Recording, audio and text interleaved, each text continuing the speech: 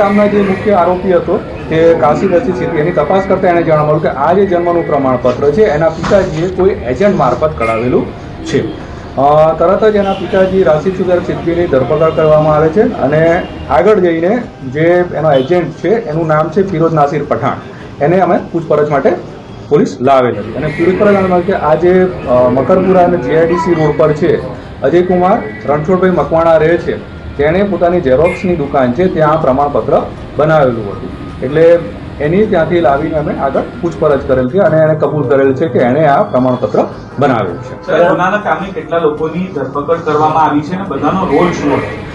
ગુનાના કામે અત્યાર સુધી જે 4 લોકો છે એની ધરપકડ કરવામાં આવેલી છે, જેમાં મુખ્ય છે કાશી રશીદ સિદ્દીકી કે જેણે આ નકલી જન્મનું પ્રમાણપત્ર રજૂ કરેલ હતું.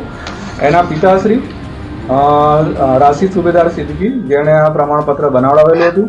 એજન્ટ ફિરોઝ નાસિર પઠાણ કે રશીદ સુબેદારે એ એજન્ટ મારફત દુકાનદારનો સંપર્ક કરેલો હતો અને આ પ્રમાણપત્ર બનાવનાર અજયકુમાર રણછોડભાઈ મકવાણા, આ 4 જણને અત્યારે